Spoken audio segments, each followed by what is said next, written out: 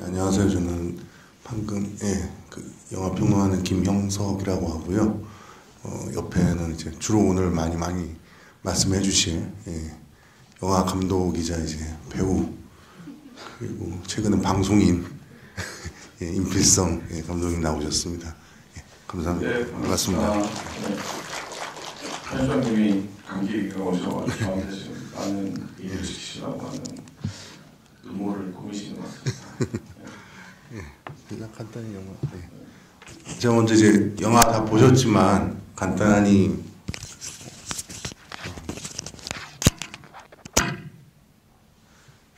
영화에 대해서 설명을 드리면은 1964년에 만들어진 영화입니다. 그러니까 51년 전 영화죠. 믿어지지 않을 정도로 세련된 스타일과 그리고 그 당시 영화라고 느껴지지 않을 정도로 빠른 스토리 전개와 박진감 있는 연출 그런 영화인데도 불구하고 이게 벌써 반세기 전에 만들어진 영화라는 사실이 이제 새삼 그런 이제 놀라운 그런 영화인 것 같습니다. 그리고 그 1964년이면은 그 이만희 감독님이 이제 63년에 돌아오지 않는 해병을 통해서 그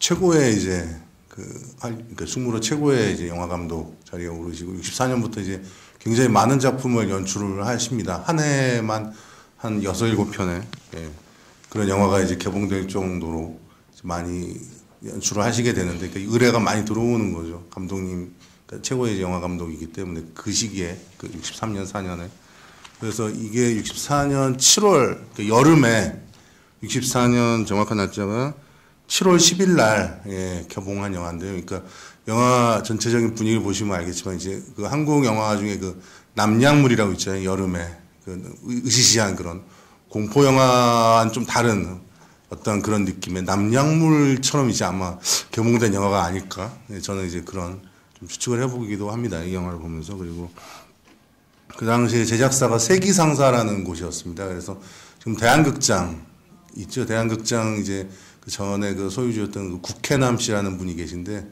그분이 그 세기상사라는 영화 그러니까 처음에 주로 외화를 수입한 영화사였는데 그 당시에 처음으로 이제 외화 수입만 하시다가 처음으로 그 한국 영화를 한번 제작해 보자라고 생각하시고 첫 작품으로 이제 제작하신 게 그 이만희 감독님의 이제 마의 계단이 그 세기상사라는 외화 수입을 주로 하던 회사의 첫 영화 제작 작품이 이제 이 마의 계단입니다. 그래서 영화 보시면은 그 병원이 나오죠. 그 병원이 큰 병원, 이제 중심 공간인 병원이 이제 그 촬영을 서정민 촬영 감독님이 이제 이만희 감독님과 가장 많은 작품을 하셨던 서정민 촬영 감독님이 촬영하셨는데 그분의 이제 그 회고록에 보면은 그 당시에 이제 이게 세트장이 아니고 실제로 다 진 그냥 세트였다고 합니다. 그래서 그 당시에 그 한남동 이제 단국대학교 하고 그 유엔 빌리지 올라가는 길 근처에 공터가 많이 있었대요.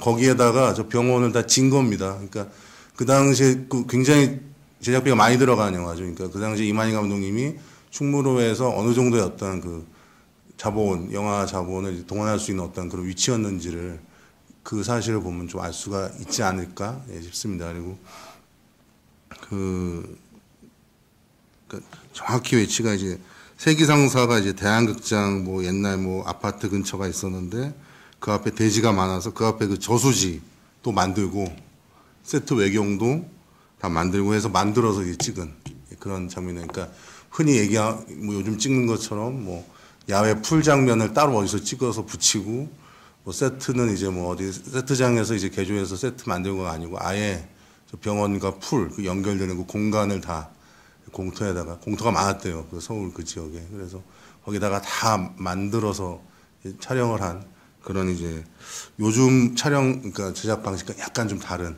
이제 좀 더 오히려 요즘보다 더 스케일이 있는 그 기본적인 어떤 방식이 있어서는 그런 영화라고 이제 할 수가 있습니다. 그래서 이 영화에서 이제 굉장히 뭐 영화 다 보셨으니까 다 느끼셨겠지만 그 장르 영화로서 굉장히 독특한 그런 면들이 있습니다. 그래서 60년대 초반이면 한국의 이제 장르 영화들이 이제 싹을 트고 있었죠. 많은 이제 근데 그 시기에 이제 이렇게 장르성이 강한 영화들을 만드는 그런 감독들이 이렇게 많지는 않았습니다. 그러니까 그 김기현 감독님이 이제 계셨고 그리고 이제 이만희 감독님이 계시지 않았나 이렇게 생각이 되는데요.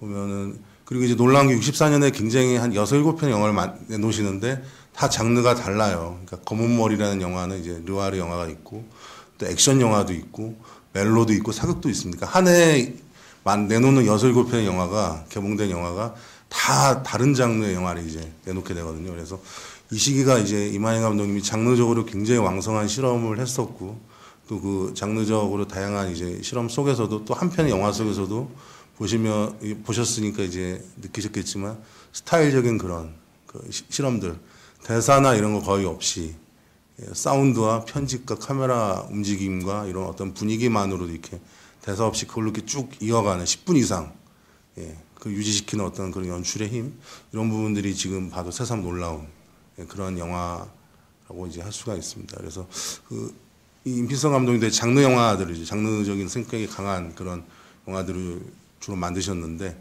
그 장르적인 어떤 성격에서 보실 때 이 마의 계단이 성취하고 있는 어떤 그런 중요한 지점들이 있다면 어떤 부분이라고 생각하시는지 말씀 듣도록 하겠습니다. 그러니까 되게 뭐 이 영화를 보고 되게 놀랐던 게 뭐 일종의 치정 스릴러 같은 내용인데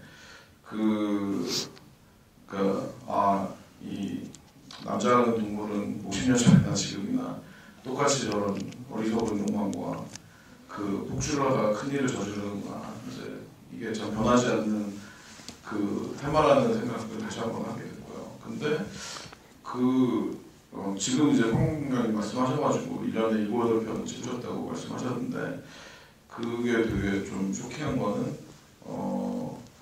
이거를 요즘에 이제 지금 현재 감독들이 보면은 되게 무릎 꿇고 반성을 해야 되는 영화가 아닌가 그런 생각이 들더라고요. 그러니까 저 완성도를 만약에 1년에 7, 8편 찍으셨다면 한두 달 내에 찍으셨다는 건데 물론 이제 풀 세트가 있고 뭐 모든 스태프들이 이제 많이 작업을 같이 하시는 분이고 그런다고 해도 상당히 이 완성도라든지 어떤 영화적인 그 미학적인 지점이 되게 뛰어나다고 생각하고요. 특히 저는 좀 놀라웠던 게 거의 히치콕의 전성기 때 영화 같은 느낌이더라고요. 저는 그러니까 흔히 제가 이제 지금도 한국 영화에 있어서 불만을 가지는 부분이나 제가 항상 뭔가 뭐 투자라든지 이런 데랑 얘기했을 때 분쟁이 생기는 부분이 영상이라든지 사운드만으로 굉장히 영화적인 그런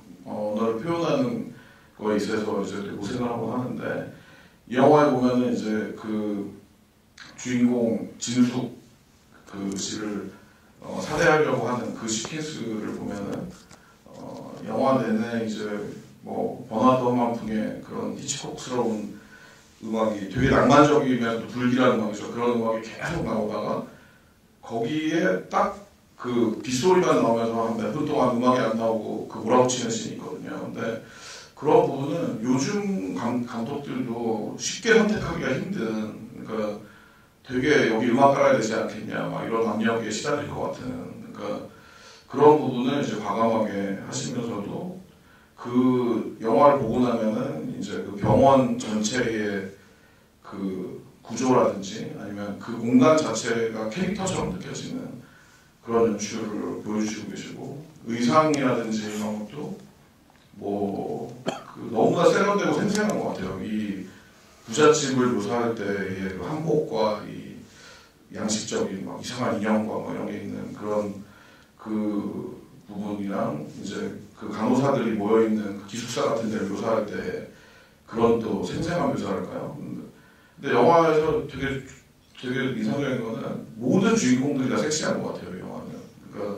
그러니까 영화 뒤에 나오는 형사 역을 하시는 분들조차도 그 매력을 딱 정확하게 짚으셔가지고 표현해 주시는 것 같고 원장님이라든지 아니면 주인공들 또 그 주변 인물들이 포착하는 에너지라는 게 굉장히 생생하고 특히 놀라운 건 이제 서정민 촬영 감독님은 사실은 지금은 많이 작업을 안 하시지만 제가 이제 데뷔하기 전에도 피아노맨이라든지 뭐 여러 편의 아주 되게 뛰어난 또 영화들을 찍으셨거든요. 요즘 거의 이제 여고괴담도 찍으셨고 근데 그런 촬영 감독님의 파괴력이랄까요? 이 미학적인 탐미적인 어떤 느낌이 지금 마지막 장면에도 보면은 수술실에서 이렇게 카메라가 옮겨가면서 수술 때에 있는 어떤 카메라의 그 진숙 얼굴이 딱 보이면서 컷어웨이가 되는 뭐 이런 기법들은 물론 감독님이랑 같이 상의해서 하셨겠지만 그게 굉장히 뛰어나다고 생각하고 이제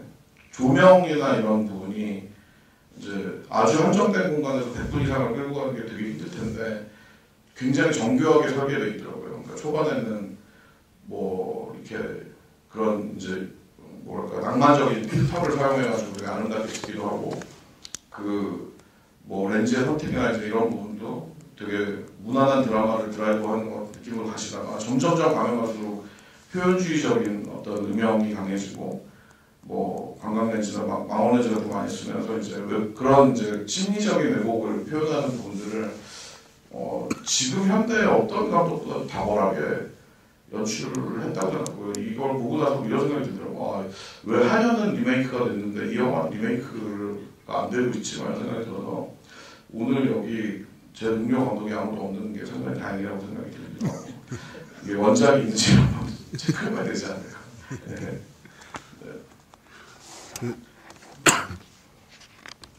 보자. 책을 찾으시는 동안. 그 방금 이제 감독님 말씀하신 것 중에 그 이제 비주얼적인 면들, 그러니까 다 섹시해 보인다 인물들이. 근데 저도 이게 제가 이마이 감독 영화 지금 볼 수 있는 영화들은 한두 편 빼고는 다 본 것 같거든요. 근데 볼 때마다 느끼는 게 전쟁 영화를 봐도 전쟁 그럼 우리 항상 막 폐허이고 막 이렇게 다 그냥 남루하고 이렇게 느껴지잖아요. 근데 전쟁 영화를 봐도 태가 나요. 이상한 태가. 그러니까 그 굉장히 그 독특한 건데 이마이 감독님만의 어떤 얼마 아무리 척박하고 좀 이렇게 거치고 이런 것들을 카메라에 담아내도 굉장히 이상하게 시크하고 어떤 포토제닉한 그런 태들을 만들어내거든요. 그러니까 이마이 감독님이 그거는 말로 어떻게 되게 표현하기 힘든 어떤 그런 이제 단지 뭐 비주얼이 좋다, 이미지가 좋다라는 그런 느낌이 아니고 그러니까 영화적으로 그러니까 뷰파인더에 딱 뭔가를 담았을 때 어떤 그런 위트나 어떤 재치 같은 거랄까 좀 그런 것들이 있어요. 그러니까 아까도 영화 보실 때 그 형사 둘이서 그 형 과장이 범인인 것 같다라고 이제 그분이 그 약간 좀 눈 부리부리하신 분이 이제 그 장혁 선생님이라고 돌아가셨지만 굉장히 그 이마이 감독 영화에 굉장히 많이 나오시는 분입니다. 그 장혁 선생님이랑 그리고 좀 마르신 분이 독고성 씨라고 독고영재 씨 이제 아버님 돌아가셨지만 이제 그분도 이제 그 이마이 감독 영화에 종종 나오셨던 그 두 분인데 그 두 형사가 막 이렇게 다그치죠. 형사 반장한테. 형사 반장이 그때 기억나시겠지만 등을 돌리고 있어요. 그러니까 등을 돌리고 있는 사람한테 계속 뒤에서 얘기를 하는 거니까 이마이 감독이 뒷모습을 영화에서 굉장히 많이 즐겨 재미있게 사용하시지만 어떤 좀 그런 장면에서의 어떤 위트들 그러니까 그런 굉장히 심각한 장면이지만 그런 장면에서 이제 등을 돌리고 있다 이 사람이 싹 등을 몸을 살짝 돌리면서 거기에서 났던 펜던트를 이제 싹 이제 보여주잖아요. 그러니까 그런 거라든가 아니면 막 저는 오늘 다시 이제 보면서 제일 웃겼던 장면이 웃겼다기보다 참 저렇게 연출을 하는구나 했던 장면이 그 그러니까 그 원장이 내가 경찰에 신고를 하겠다 그랬더니 형 과장이 들어와서 아니 내가 하겠다 했을 때 그 일꾼이 들어와서 갑자기 귓속말을 하잖아요. 그럼 그 귓속말을 듣고서 또 그 원장이 형 과장한테 귓속말을 합니다. 그럼 귓속말을 들은 형 과장이 또 셋밖에 없는데 귓속말들을 서로 하고 있는 거예요. 그 장면에서. 근데 그 장면이 그러니까 그 어떻게 보면 되게 왜 저럴까 그냥 얘기하면 되는데 근데 왜 이렇게 귓속말을 가지고서 그 아주 간단한 사소한 걸 가지고서 그 장면이 굉장히 그 긴장감이 넘치고 또 음악은 굉장히 또 그 장면에서 이렇게 진지합니다. 굉장히 이렇게 흉흉하친 듯한 그런 음악이 나오고 근데 어떤 그런 작은 재치, 그러니까 시각적인 어떤 연출에 그리고 뭐 사운드적인 작은 재치들 같은 것들이 어떤 장면의 비주얼과 어떤 그런 전체적인 톤과 이런 부분에 있어서 뭔가 좀 다른, 그러니까 그게 참 말로 표현하기 힘들지만 뭔가 다른 뭔가를 만들어내지 않나. 이건 어떻게 보면은 시나리오로 쓸 수 없는 어떤 그런 부분이고 그리고 이론적으로 배울 수 없는 부분. 그러니까 그냥 타고난 감독님의 어떤 타고난 체질 같은 것들을 영화적인 언어로 아주 디테일한 그런 작은 부분에서 툭툭 드러나는 것들이 다 모여가지고 이만희 감독 영화를 같은 장르 영화 좀 뭔가 좀 이렇게 다르게 느껴진다면은 좀 그런 부분들이 아닌가라는 좀 생각이 들어요. 예, 제가 보기에. 예를 들면은 이제 그 제목이 마의 계단인데 뭐 그런 거 있잖아요. 그 계단 고치러 오는 사람 그 분이 되게 중요하게 이제 맨 마지막 장면에 나오고 근데 그 느낌이 뭐 이런 느낌이 들더라고요. 뭐 이렇게 코엔 형제 영화나 이런 데 보면 그 대사도 없고 막 그 뭔가 주변에 별로 큰 핵심에 관련된 일을 하지 않는 캐릭터인데 결정적일 때 어떤 한 방을 그냥 행동으로 보여주고 가는 듯한 느낌. 그러니까 마지막에 보면은 이 모든 계단에서의 음모가 그 저 계단을 고치는 사람 열심히 그 계단을 잘 안 고쳐서 일어난 일에서 시작된 건가? 뭐 이런 식의 그 마지막에 뭐 되게 막 주인공들 진지한 얘기를 하고 막 엄청난 음악이 나오면서 뭐 끝나가는데도 거기에서 이제 사실은 감독이 그런 유연한 위트랄까요? 뭐 이런 거를 발휘하는 거는 그 웬만한 어떤 그 강심장의 감독이 아니면 쉽지가 않다고 생각하거든요. 그러니까 그런 부분들도 되게 굉장히 좋았던 것 같고 주인공이 느끼는 이제 뭐 카오스를 표현하고 그럴 때 대부분의 예전 영화들을 보면은 뭐랄까요 이렇게 지금 보면 좀 웃기죠. 약간 되게 실소가 나오고 뭐 심지어는 아주 고전 대가들의 영화를 봐도 그 이렇게 뜨악하는 묘사들이 있는데 이 영화에서 보면은 그런 어떤 심리적인 카오스를 굉장히 이렇게 밀도 있게 끌고 가면서 기술적으로도 되게 정교한데 그거를 이렇게 관객들이 쉽게 느낄 수 없게 어떤 달리라든지 줌이라든지 이런 것도 너무나 뭐 굉장히 자연스럽고 뛰어나게 이렇게 묘사가 돼 있고 그래서 그런 점에서 좀 다시 한번 또 보고 싶은 그런 영화가 될 것 같습니다. 예. 지금 이제 감독님이 말씀하신 어떤 스타일적인 면에서 이제 특이한 것이 그러니까 이제 한여를 많이들 이제 보셨겠지만 둘 다 이제 김진규 선생님이 나오시고 뭔가 이렇게 좀 비슷한 것 같은 어떤 그런 느낌들이 이제 거기도 이렇게 양옥집 예, 서양식 어떤 그런 그 집에도 계단이 있죠. 그런데 그 두 영화가 이제 비슷한 것 같으면서 좀 되게 많이 다른 게 스타일적으로 그 마의 계단처럼 그 60대 초에 그러니까 한 편의 영화에서 그렇게 많은 커트와 카메라 이동과 그리고 이제 그 몽타주로 아주 편집으로 이렇게 만들어내는 어떤 그런 이제 시퀀스의 이제 개념 완결된 그런 방식에서 그리고 이렇게 스피디한 이야기 전개를 장르 영화라는 어떤 관점을 인식한 채 만들었던 영화는 굉장히 이게 최초가 아닌가. 그러니까 사실 이 영화 전에 그 다이아 112를 돌려라라는 영화가 있어요. 이만희 감독님인데 그 영화를 지금 볼 수는 없습니다. 근데 감독님이 이제 같은 스토리로 이제 3번에 이제 걸쳐서 이제 만드시긴 했지만 그 다이아 112를 돌려라라는 영화가 이제 당대 평론가들에게 한국 스릴러 장르 영화로서의 어떤 시초로서의 굉장히 많이 평가를 받고 있는 영화거든요. 그래서 그 영화 다음에 이제 마의 계단을 만드신 건데 1, 2년 차이죠. 그 제작 기간은. 근데 이 시기에 이제 감독님이 다양한 어떤 장르적 실험들을 하면서 이 스릴러 장르에 대해서 굉장히 많은 어떤 그런 그러니까 이 영화 보면은 어떤 장면들이 느껴지냐면은 관객과 내가 한번 겨뤄보자라는 그런 이제 감독의 어떤 연출자의 예술가로서의 어떤 결기 같은 것들이 느껴지는 장면들이 그 쪽지를 발견하잖아요. 그 현 과장이 뭐 엑스레이실에서 기다리겠어요. 그때부터 막 돌아다니고 그래서 막 이제 비명 지르고 하잖아요. 그래서 근데 그 시퀀스가 대사가 하나도 없어요. 10분이 넘는데 제가 정확히 재보지 않았지만 10분에 15분 정도 될 겁니다. 근데 그 당시 상업영화에서 극장에서 걸리는 상업영화에서 10분이 넘는 시퀀스에 오로지 사운드와 편집 그 카메라 웍, 뭐 공간 이동 동선만 가지고서 10분 이상 대사 없이 관객과 내가 이제 한번 겨뤄보겠다는 그런 결기를 지닌 어떤 그런 뭐 감독이 있었을까 좀 싶을 정도로 대단하죠. 예. 지금도 한 5분만 대사 없이 진행시키면 되게 난리가 났을 것 같은데 사실.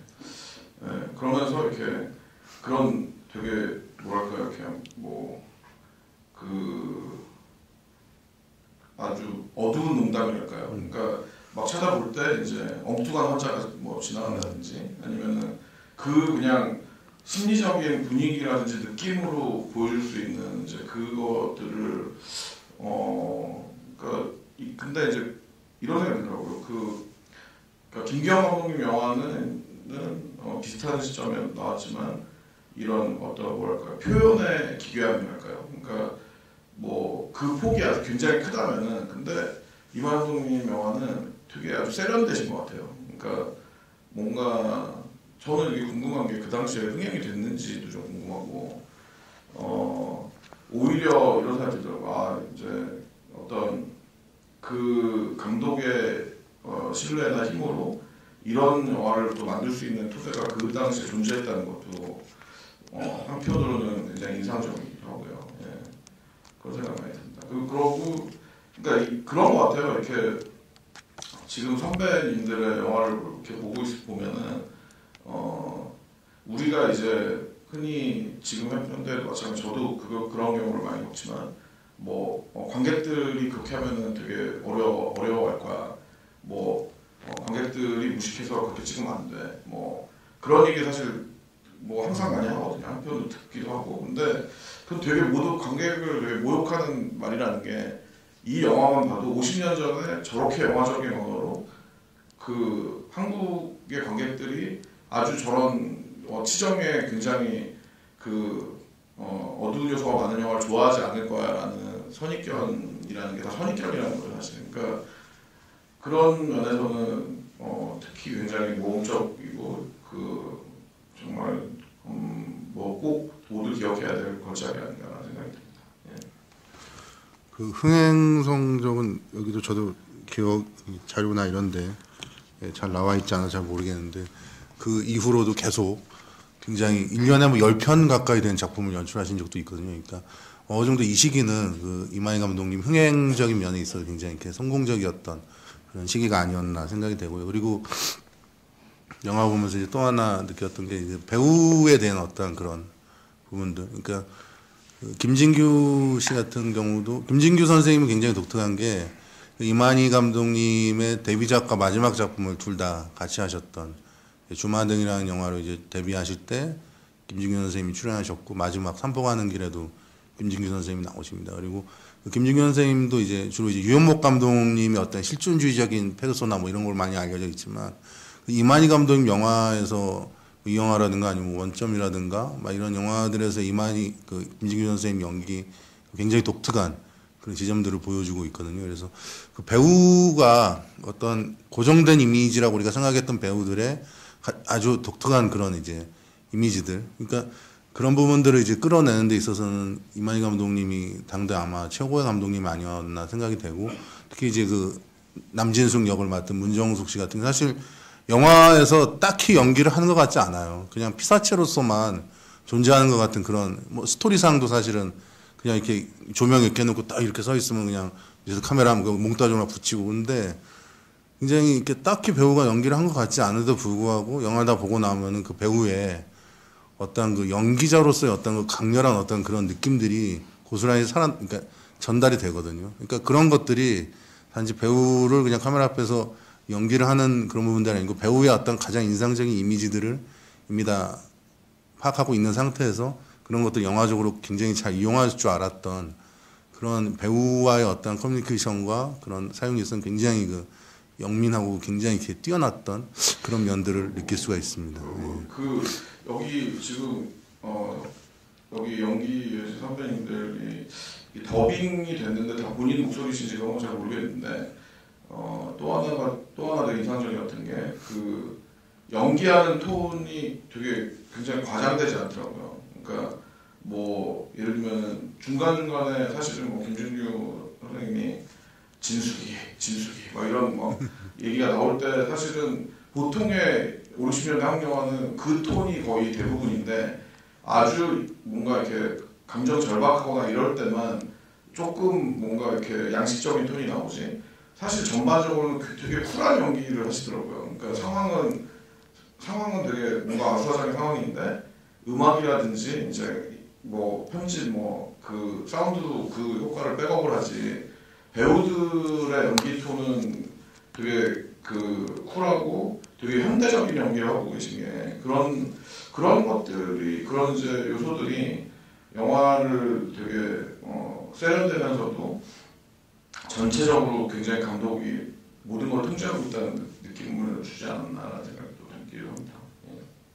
그리고 이제 배우에 대해서는 이제 그 돌아오지 않는 해병을 보신 분들은 아시겠지만 그 집단 캐릭터, 그 앙상블 캐릭터에 대한 어떤 연출에 있어서 굉장히 뛰어나셨던 감독님이시죠. 그래서 이 영화도 보면은 주인공은 이제 김진규 그리고 문정숙 두 분이 중심 인물이지만 그 아내로 나오는 방성자 씨라고 이분도 그 이만희 감독 영화에 곧잘 나오셨던 그런 분들입니다. 그리고 수간호서로 나온 정혜란 씨 그분도 그 전원일기의 할머니 회장님 때 김 회장님 때 그 최불암 선생님의 어머니로 나오셨던 분이 이제 정혜란 선생님 돌아가셨지만 정혜란 선생님은 이만희 감독 영화에 굉장히 이만희 감독님이 아꼈던 그런 조연 여배우 중에 한 명입니다. 그래서 굉장히 많이 출연하셨던 분인데 이 영화에서도 굉장히 중요한 역할을 이제 하고 계시죠. 그리고 다른 이제 그 남자 배우들 보면은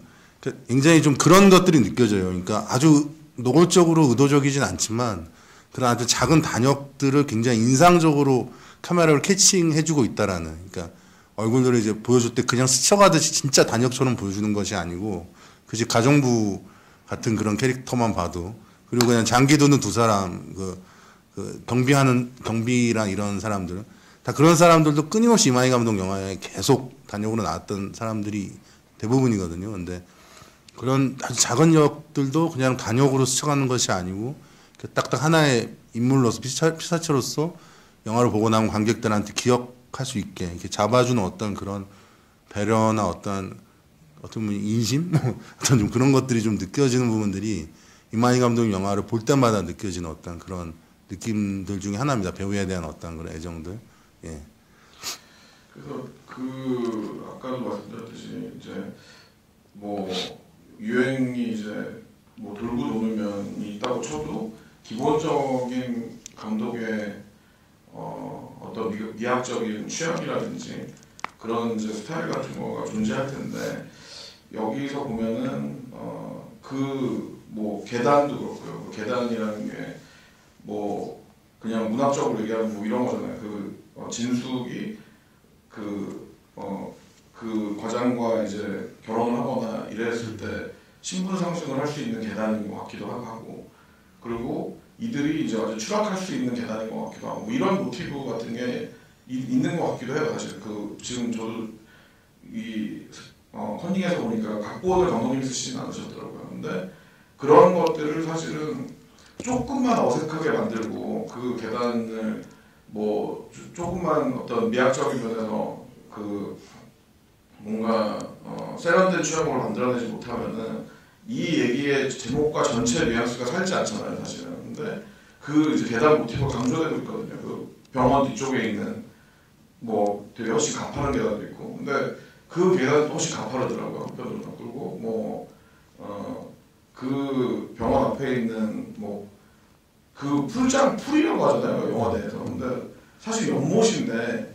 그거 계속 병원 뒤에 풀 막 이렇게 말씀하셔가지고 되게 저때 인텔리들은 저런 용어도 쓰셨구나 이런 생각을 했는데, 그러니까 그런 어떤 그 굉장히 은유적이고 우화적인 영화적인 모티브들도 되게 아주 정교하게 잘 쓰셔서 저는 사실 좀 놀란 게 어떻게 저 정도의 완성도를 내가 1년에 7, 8편을 찍을 수 있었을까라는 생각이 또 한편으로 들고, 라는 생각이 들었습니다. 제가 이제 들은 바에 의하면 60년대의 한국 영화 이제 황금기가 오면서 제작 편수가 굉장히 많이 늘어나잖아요. 그래서 우리가 이제 인터뷰나 이런 데서 뭐 신성희 선생님이나 이런 분들 막 그 각계모찌라고 그러죠. 한 편의 영화를 막 한꺼번에 여러 편의 영화를 이제 촬영하는 그런 것들을 이제 아침에 하루를 4등분을 해서 막 어느 시간대는 어떤 영화 찍고, 근데 자신도 무슨 영화를 찍은지 모를 정도로.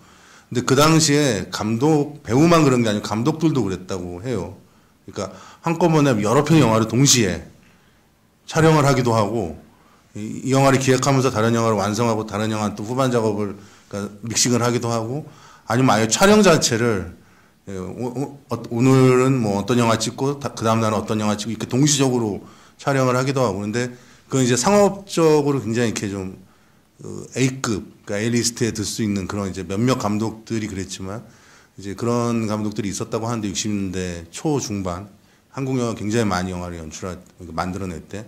그때 이제 그랬던 감독님 중에 이제 한 분이 이제 이만희 감독님이셨고, 어떻게 보면 이제 그 당시에는, 그러니까 지금 생각하면 어떻게 1년에 10편의 영화를 개봉시키지? 그러니까 막 보면은 진짜 대단합니다. 이 개봉 스케줄을 보면은 이게 말이 될까 싶은 게 64년 1월 1일에 묘향 비곡이라는 사극이 이제 개봉이 돼요. 그다음 4월에 드라마가 있어요. 내가 설 땅은 어디냐. 그리고 7월 9일에 추격자 액션 영화입니다. 그리고 7월 10일 다음날, 그러니까 같은 감독 영화가 오늘 개봉하고 그 다음날 개봉하는 거예요.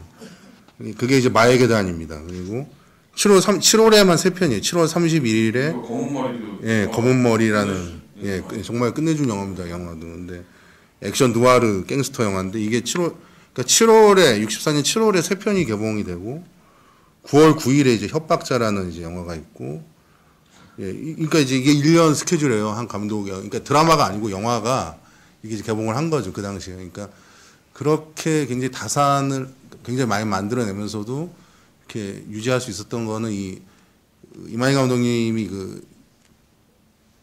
그러니까 사람들의 어떤 그 배우, 촬영 감독, 17 클럽인가 해서 자기들만의 이렇게 동아리처럼 있었어요. 그러니까 그냥 영화를 찍지 않을 때도 항상 모여서 왕십리 지역에, 감독님이 왕십리 지역에 사셨는데 그 집에 이제 그냥 상시 와가지고 뭐 마치 기거는 아니지만 이제 맨날 이제 영화에 대해 토론하고 그다음에 이제 집에 가고 뭐 저녁 되면 술 한 잔씩 하고 뭐 이런 식의 이제 항상 어떻게 보면 충무로와 좀 다른 어떤 개념의 어떤 자신의 인적 네트워크가 형성이 돼 있었어요. 뭐 그 중에 이제 한 명이 뭐 구봉선 선생님 같은 그분도 이제 그 클럽 중에 한 명이셨고, 구봉선 선생님 굉장히 많이 나오십니다. 그 이만희 감독 영화에. 근데 어떤 그런 이제 인력들, 항상 이렇게 영화에 대해서 공유하는, 그러니까 생각들을 공유하는 그런 사람들이 있었기에 이렇게 많은 영화를 만들어낸 게 중요한 게 아니고 많이 만들면서도 퀄리티가 있는 영화를 만드는 게 사실 더 중요한 거거든요. 많이만 만드는 건 뭐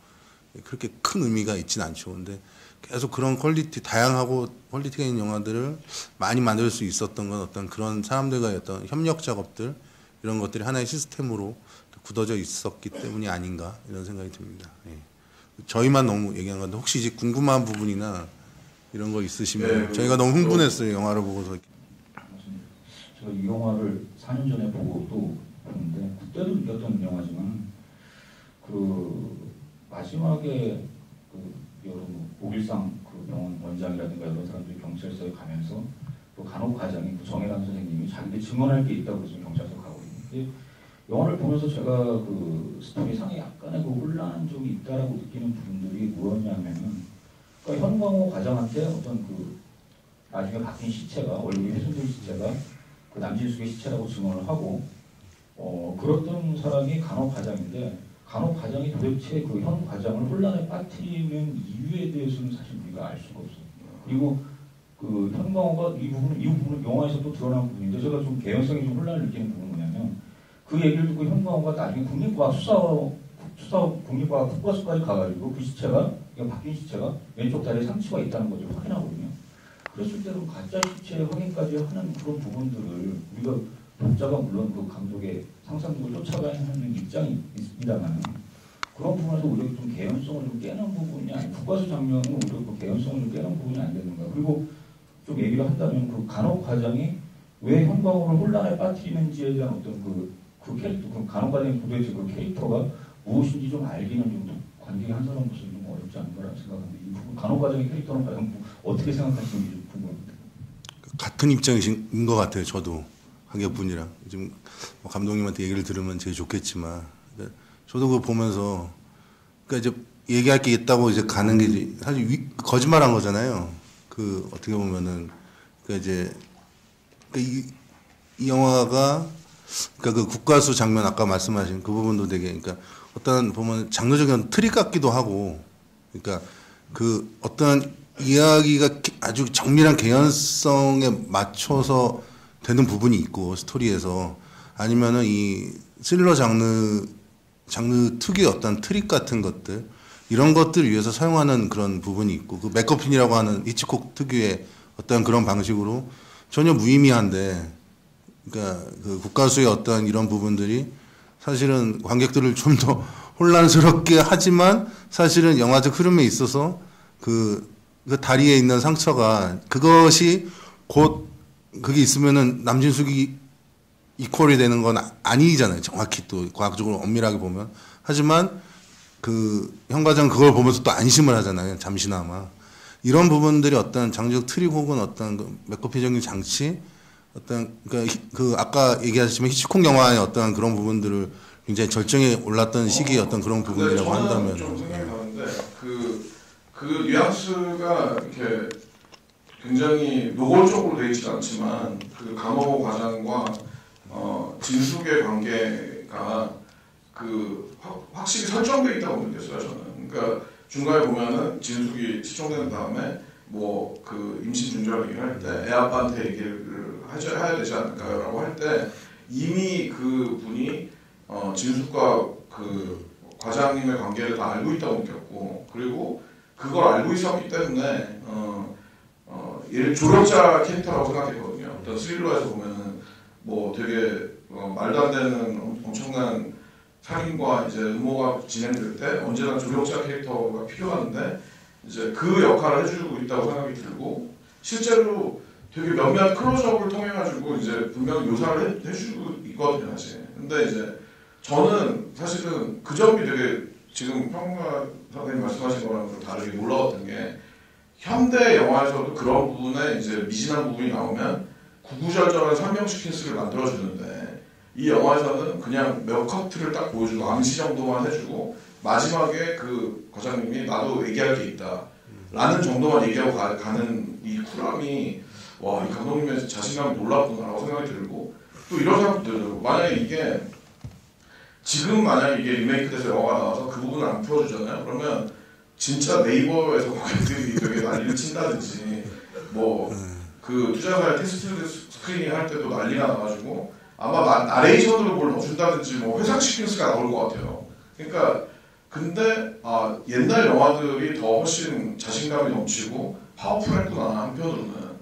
그러니까 그 생각이 들더라고요. 그러니까 예를 들면은 간호사들이 모여있는 이제 기숙사 묘사를 할 때도 보면 그 과장님이 뭔가를 알고 있는 눈치가 보이지만 거기서 전혀 클로즈업을 쓰지 않더라고요. 음악이 뭐 이렇게 막 되게 의미심장한 음악을 해서 그분을 강조하는 것도 아니고. 그러니까 저는 그런 면에서는 이제 근데 마지막에 진숙 같은 경우는 그 마약이란 위에서 뭐 내가 그러니까 나도 살인 미수다 죽이고 싶었지만 그리고 법이라는 게 악인의 편이 될 수도 있지 않냐라고 하면서 그것도 사실 옛날 영화를 보면 10분 정도 구구절절하게 얘기를 해야 되는데 딱 1분 정도 주제만 압축해서 얘기를 해주고 그 과장님은 저도 할 얘기가 있어요 하면서 그냥 그래 여기서 내가 했는데 니네가 좀 알아서 좀 생각하고 따라와봐 이러잖아요. 그러니까 지금 관객들도 그걸 보면서 어떤 영화에 대한 호기심이랄까 그 모티브를 따라가고 싶다는 생각 자체를 하게 만드는 것 자체가 이 영화의 되게 굉장한 어떤 모던함이나 파괴력이 아닌가라는 생각이 저는 듭니다. 그래서 그게 저는 되게 재밌었어요. 그러니까 이 조력자 캐릭터를 그 구구절절하게 얘기 안 해주면서 잘 따라가게 해주는구나. 그러니까 그거 암시가 돼 있는데 그게 구구절절하지 않다는 게 저는 참 놀라웠던 부분이었던 것 같습니다. 네. 예. 아까 또 질문 또 아까 뒤에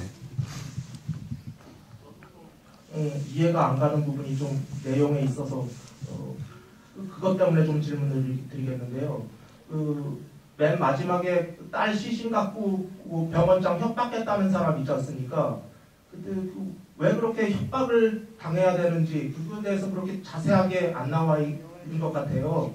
영화에 대해서 좀 왜 그렇게 꼭 협박을 당할 이유가 전혀 보기에 있어서 전혀 없는 것 같은데 왜 협박을 하고 받아야 되는지 그에 대해서 좀 이해가 안 가고 그리고 감독님이 뭐 작은 또랑 같은 걸 갖다가 풀풀 그러자고 그랬지 않습니까? 제 생각 같아서는 이만희 감독님이 이 영화에 있어서 디아볼릭인가 그거에 좀 많은 영향을 받은 것 같아요. 그 표절 정도는 아니지만 좀 결정적인 영향을 받았다고 저는 생각하는데 그래서 좀 그거에 좀 영향을 받아서 그 또랑을 갖다가 좀 풀풀 그런 게 아닌가 그렇게 생각이 듭니다. 근데 디아볼릭이 그 클루조의 디아볼릭 말씀하시는 것 같은데 이 영화보다 전에 나온 영화인가요?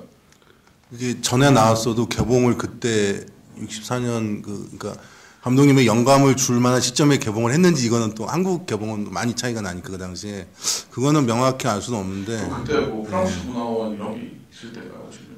근데 1년에 8편 찍으시면 가실 시간이 없을 것 같아요. 근데 이게 이 이야기가 사실은 좀 어떤 전형성이나 신화적인 어떤 전형성을 가진 그런 모티브가 있어서 그러니까 디아볼릭 이전에도 사실은 존재했던 어떤 그런 그 앞마당에 사실 뭐 그 또랑이 있다든지 뭐 동네에 시체를 버릴 호수가 있는 영화는 사실 굉장히 많죠 사실. 그래서 그런데 오히려 저는 만약에 감독님이 혹시라도 참고를 하셨거나 다 보셨다고 해도 저는 이제 두 영화를 다 좋아하는 관객 입장에서 클루조 감독도 좋아하는 입장에서 보면은 그렇다고 해도 이거의 어떤 그런 뭐랄까 묘사랄까요 본인 감독님만의 그런 표현의 오리지널함이랄까 이거에 손상이 갈 정도는 전혀 아니라고 생각합니다 사실. 왜냐하면 그 뭐 저를 포함해서 모든 감독들이 어떤 시퀀스를 찍을 때 사실 완전히 자신의 머리에서 창조해낼 수는 없어요. 어떤 그림을 보든지 굉장히 좋아하는 영화를 보든지 뭐 이러는데 저는 이런 경험이 있었어요. 예전에 신명원 얘기가 감독이다. 뭐 되게 굉장히 친한 뭐 흥행성과 작품성을 겸비한 제 동료 선배 감독님인데 무슨 이번 영화 보면은 아마 내가 모 영화에서 베낀 시킨수를 알 거야. 뭐 그거 한번 생각하고 봐. 뭐 이러시더라고요. 그래서 근데 그 장면을 영화를 다 봤는데 그 인상적인 굉장히 영화사적으로 유명한 장면이었어요. 근데 전혀 그거를 베꼈다는 느낌을 못 받은 거죠. 그래서 거기를 어디를 베낀 거야? 그랬더니 뭐 이 장면이나 무슨 뭐 조스의 이런 얘기도 있다. 딴 영화니까 조스의 뭐 그 상어가 등장했을 때 카메라가 뭐 그 해변가에 있는 사람들을 확 비치면서 뭐 달리의 이동과 초점의 이동하는 이제 그 시퀀스 자체를 콘티를 되게 비슷하게 해서 찍은 거라고 얘기를 하더라고요. 근데 전혀 누구도 알 수가 없어요. 사실 그거는 그냥 감독의 취향이고 거기서 받은 심상이 캐릭터나 스토리나 모든 주제가 다른 영화이기 때문에 근데 이제 사실 예를 들면 이런 거잖아요. 뭐 스타워즈를 보면은 구로사와 아키라 감독의 영화를 비슷하게 참고한 콘티가 뭐 한 100컷이고 100씬쯤 나오거든요. 사실은. 그리고 그 유명한 다스베이더의 투구라든지 이런 것도 일본 장군 그런 디자인 원형적으로 삼은 거고요. 그런 부분은 그러니까 예술이나 영화라는 어떤 매체의 영향력이라는 게 돌고 돈다고 생각하고요. 그런 인간의 표현의 어떤 영역이라는 것도 그 되게 공통적인 많은 묘사들이 있다고 생각이 들거든요. 그래서 그런 점에서는 오히려 저는 그런 동시대의 스릴러의 호흡을 이 감독님이 갖고 계셨다는 것 자체가 되게 놀라운 일이 아닌가라고 저는 생각이 듭니다. 예. 그 당시 신문 기사 중에 이제 보면 되게 재밌는 표현이 오리지널리티가 의심될 정도로 대본이 잘 짜여져 있다라고 표현을 했어요. 그 당시에 일간지에서. 그러니까 너무 그러니까 이 오리지널리티가 의심이 된다라고 이제. 너무 외국 영화처럼 잘 짜여진 시나리오. 동아일보에 이제 7월에 이제 영화 단평해서 재밌네요. 그런 지나치게 잘 찍어서 큰 문제다 이거. 그러니까, 그 당시에 이제 한국 영화의 수준과 좀 많이 격차가 나기 때문에 그러니까 이 이야기에 대해서 이제 그런 식으로 이제 그 당시에 신문 평에서는 이제 그렇게 썼던 것 같네요. 그러니까 좀 지금 말씀하신 게 그러니까 그 당시 영화로 어떻게 이제 그 수준, 그러니까 한국 영화가 사실 그렇게 그 정도 수준은 아니었던 수준. 그거를 이제 그 당시에 평론가나 기자도 느꼈던 것 같아요. 그래서 오리지널리티가 의심된다라고 이렇게 대본이 잘 짜여져 있다라고 표현을 했었습니다. 진짜 그 당시에 영화, 뭐 유럽 유수한 영화제였으면 굉장한 평가를 받았을 것 같은 생각이 많이 듭니다. 또 다른 분, 가운데,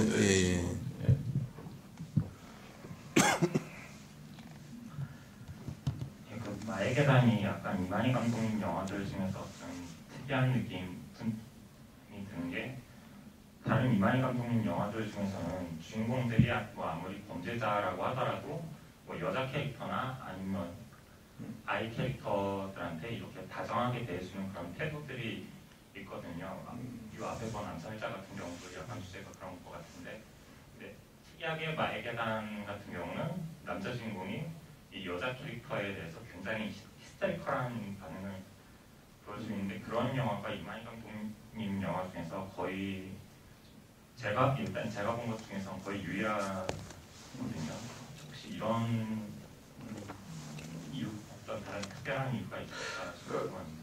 저는 좀 뭐 이만희 영화를 지금 그 김영석 편집장님보다 많이 보지 못했는데, 그 이번 이 영화도 보면은 되게 인상적인 부분이 그 어떤 한국 영화에서의 그 여성을 묘사하는 전형적인 어떤 뭐랄까요, 남성 우월적이거나 그런 시각이 거의 없어요. 사실 보면 없고, 그 여자들이 받는 어떤 피해 의식적인 부분이라든지 그런 그 당시, 지금도 뭐 없잖아 그런 면이 있지만 남성 중심 사회에서의 그들의 위치에 대한 객관적인 묘사랄까요? 뭐 되게 어떤 그런 부분들이 저는 되게 모던한 어떤 세계관을 가진 감독님이 아니셨나라고 생각이 들고, 이 영화 보면 결국에 아까도 제가 초에 말씀드렸지만 이러잖아요. 이 여자는 진숙은 사랑인데 과장은 병원을 갖는 게 자기의 모든 가장 소중한 꿈처럼 얘기하잖아요, 사실. 그러니까 그 남자와 여자의 욕망과 어떤 감정의 차이랄까요? 이제 이런 부분들이 표현되면서 이제 과장의 감정에서 그러니까 뭐 그 양가적인 면이라고 생각해요. 그러니까 병원을 가지면서 어린 신부를 얻는 것과 본인의 애인이면서 또 자신의 이제 앞으로 나아가자 하는 욕망을 방해하는 두 대상이 다 여자이기 때문에 그런 부분에 대해서 되게 이 영화에서는 되게 히스테리컬한 표현되는 게 맞지 않아요. 자포심리 가해자이기까지 동시에 피해자의 면도 같이 갖고 있잖아요. 그러니까 그런 점에서는 저는 적절한 묘사였다고 생각이 들고, 다른 영화에서는 어떤 점에서 자세히 말씀해 주시죠. 이 말계단을 보시면은 김진규 형광장의 입장에서 보면은 보는 방식이 있지만, 그러니까 그 남진숙의 입장에서 본다면은, 그러니까 그러니까 신분 상승의 욕구와 욕망과 이런 거에 미쳐서 자기도 모르게 범죄를 저지른 한 남자에 의해서 피해받은 한 여성의 이야기잖아요. 그러니까 저는 그 이만희 감독 영화를 볼 때, 그러니까 이만희 감독님이 돌아오지 않는 해변 같은 그런 이제 전쟁 영화를 만드시기도 했고, 또 이제 다음에 상영된 쇠사슬을 끊어라 같은 만주의 수턴 막 이런 이제 장르를 만들기도 했지만, 그 여성 캐릭터들을 볼 때마다 느끼는 게, 이분은 그 영화의 테마를 아예 뭐 페미니즘적인 그런 테마를 다루는 경우도 이제 있지만, 그러니까 그런 어떤 페미니즘적인 어떤 그 내용을 영화에서 다룬다기보다 그냥 이분은 태도가, 그러니까 감독의 어떤 입장과 태도가 그냥 페미니스트였던 그런 감독이 아닌가. 그러니까 여성을 묘사할 때 있어서 그러니까 자신의 위치가, 그러니까 감독으로서 아무리 그 전쟁 영화를 돌아오지 않는 해병에서도 그 장면이 있어요. 해병들이랑 흔히 우리가 되게 보면은 영화에서 양공주라고 해서 굉장히 한국 영화에서 나쁘게 부정적으로 묘사됐던 그런 여성들이 있습니다. 그 전쟁 당시에 이제 그 미군들을 상대로 했던 그런 여성들이 있는데, 그런 여성들이 그냥 한국의 어떤 해병들과 이렇게 굉장히 흥겹게, 나중에만 난장판이 나기도 하지만 그렇게 막 즐기는 그런 장면들이 있거든요. 그러니까 파티 같은 걸 하면서. 근데 그 장면을 보면서 굉장히 깜짝 놀란 게, 그냥 어떻게 그런 존재들을 저렇게 즐겁고 밝게, 한국 영화에서는 그냥 직업 여성이라는 그런 이름으로 굉장히 이렇게 좀 부정적으로 그려졌던 그런 직업군의 캐릭터들을 보여줄 때조차도 저렇게 저 사람들 입장에서는 그 해병들과 같이 이렇게 재밌게 노는 게 굉장히 즐거운 일일 수 있는 거예요, 사실은. 근데 그 이만희 감독님 어떤 그런 입장 자체가 영화의 어떤 내용과 테마보다는 자신의 포지션 자체가 굉장히 페미니스트였던 그런 감독이 아닌가. 남성적인 영화에서조차도 굉장히 그런 것들을 많이 느끼고, 만약에 그런 쪽에 관심이 있으시면은 귀로인가요? 문정숙 선생 나오시고 거기도 아마 김진규 씨가 나오실 겁니다. 그 영화나 아니면 그 몇몇 굉장히 여성주의적인 테마가 두드러지는 그런 영화들이 있습니다. 그리고 그 영화들을 보시면은 더 좋으시겠지만 전반적인 영화에서 이만희 감독의 그 태도, 입장 이런 부분들이 좀 그런 건 아닌가 이런 생각이 듭니다. 그게 이제 이어지는 게 그 배우를 보여주는 방식이 그러니까 영화를 보고 나면은 여기에 아까 이제 현장님 잠깐 언급하셨지만 그 배우가 왜 되게 단역이라도 또는 작은 조연이라도 되게 매력적으로 보이는가라고 생각을 해보면은 이제 그런 부분에서의 이 어떤 감독 나름의 차별이랄까요? 아니면 의식이랄까요? 그러니까 소모시키려고 한 것 같지는 않아. 그런 생각이 없으신 것 같아요. 보면은 그런 얘기잖아요. 사진을 뭐 잘 찍는 방법에 뭐 제일 첫 번째가 대상에 대해서 애정을 가져야 된다고 뭐 이런 이론을 제가 읽은 적이 있는데 굉장히 공감하는 얘기거든요. 근데 이 영화에서 보면은 그 병원에서 장기 두는 사람이나 아니면 뭐 원장의 집에서 어떤 도우미 역할을 하는 분이나 그 카메라 주인공한테 집중을 하고는 있지만 그들을 묘사할 때 다 어떤 뉘앙스를 가지고 묘사를 해주시더라고요. 그래서 그들이 이제 각자의 이유가 있고 살아있는 영화에서 소모시킨 캐릭터가 아니고 그런 면이 여자 주인공이나 여자 캐릭터에서도 다 이렇게 일관되게 흐르고 있지 않나라고 생각이 들어요. 예. 그 약혼식 장면이 기억나시면 한번 떠올려 보시면은 그 장면의 동선이 어떻게 이루어졌냐면은 그 한 아가씨가 그냥 그 집에서 일하는 하녀입니다. 하녀가 오봉이라고 그러죠. 오봉 예전에 큰 거기에 음료수를 이렇게 잔을 담아가지고 다녀요. 드시겠어요? 그러면서 사람들이 모여있지. 이렇게 모여있고 이렇게 모여있고. 근데 그 동선이 그러니까 그런 장면을 찍을 때는 그렇게 안 찍어요. 대부분의 감독이 그렇게 안 찍는데 여기서 어떻게 찍냐면은 오봉을 든 아가씨가 다니는 동선을 가지고서 영화를 찍어요. 그러니까 시퀀스가 여기에서 이제 뭐 의사들 앉아 있으면은 드실래요? 그러면은 얘기하면서 이제 뭐 몇 장 가져가고 그러면 이제 그 아가씨가 딴 데로 이동하잖아요. 그러면 카메라 그 아가씨를 따라가요. 그러니까 굉장히 독특한 거죠. 나 보면서 굉장히 오늘 이제 한 세 번째, 네 번째 보는 것 같은데 보면서 저 장면에 카메라 동선이 저랬구나. 근데 정말 저 단역 중에 단역인 오봉둔 아가씨를 따라가는구나. 캐릭터가. 그러니까 장면을 보여줄 때 한 모티브를 그 진짜 단역 중에 단역을 가지고서 그냥 그런 것 같아요. 그러니까 이만희 감독 영화 찍으면서 야 쟤는 맨날 제가 하녀역 그냥 접시만 들고 다니는데 이 장면에서는 쟤를 그냥 한번 재밌게 생각하는 거죠. 쟤를 카메라 따라다니면서 쟤를 한번 주인공처럼 한번 써볼까? 그 장면에서는 그 카메라 동선상으로는 그 단역이 그 장면에서는 이제 그 시퀀스의 주인공이 되는 거죠.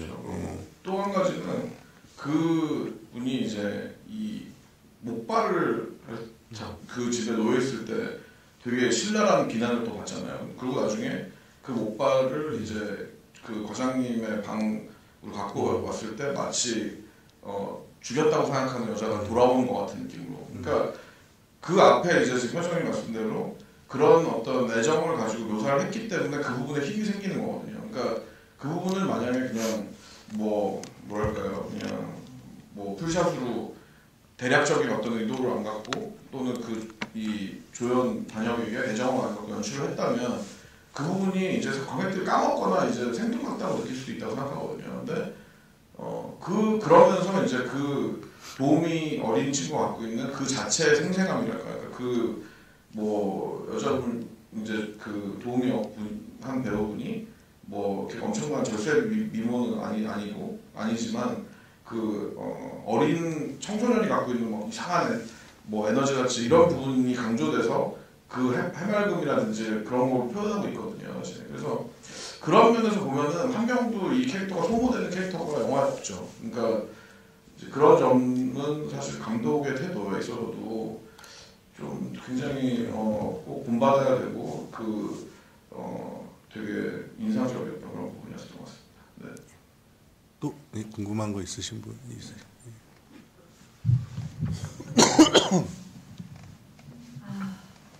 저는 파주에서 온 이인숙이라고 합니다. 우선 이 자리가 너무나 감개무량한데 제가 1956년생인데요. 이 영화가 64년이라니까 제가 초등학교 2학년 때 경기도 강화에서 시골에서 세상 모르고 살아있을 때 서울에서는 이런 문명이 이루어지고 있었구나 하는 그 감동이 굉장히 컸고요.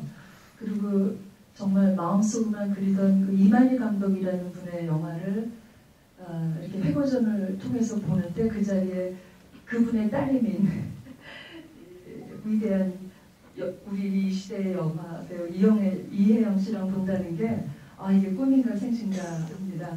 제가 말씀드리고 싶은 건 좀 두 가지인데요.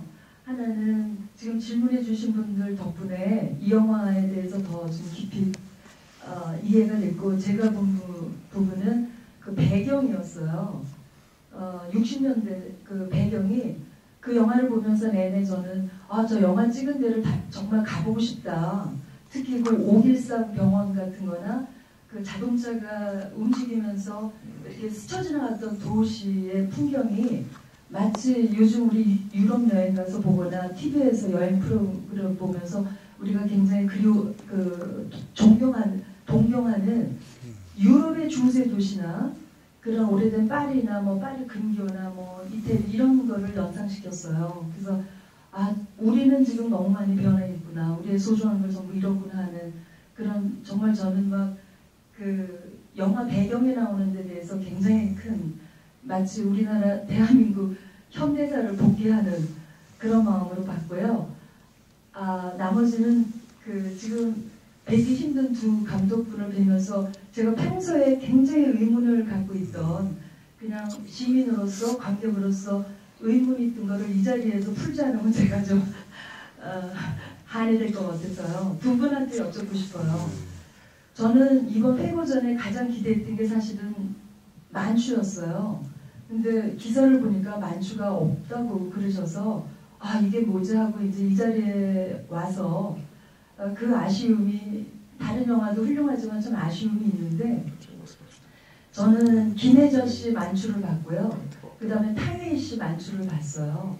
그 어린 시절에 그 만추 문정숙 씨의 그 벤치했던 그 흑백 사진이 저는 어렸을 때도 그렇게 멋있게 보일 수가 없었어요.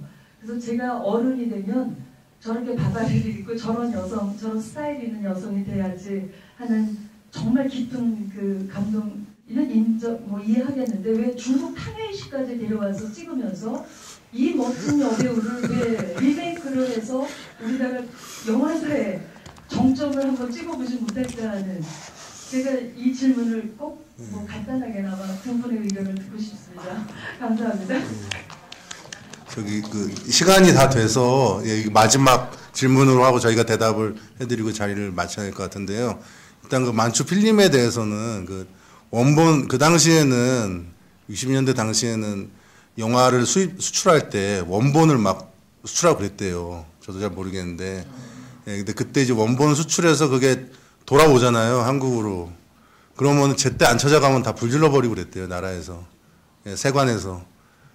그런 좀 야만적인 시절이었습니다. 그렇게 해서 불타서 없어진 한국 영화가 굉장히 많아요. 그리고 아예 감독이나 제작자 가서 무릎 꿇고 빌어도 눈앞에서 막 이렇게 불질러버리는 굉장히 그런 악독한 그런 이제 사람들도 있었다고 해요. 저도 이제 그거를 직접 겪은 제작자 감독한테 들은 얘기입니다, 진짜로. 내 눈앞에서 필름이 탄다고 막. 그런 거를 하루만 더 내일 내가 찾아오겠다는데, 만추도 사실은 어떻게 보면 이제 그런 경우였던 것 같은데, 근데 최근에 그 영상자료원에서 한 80 몇 편이었나요?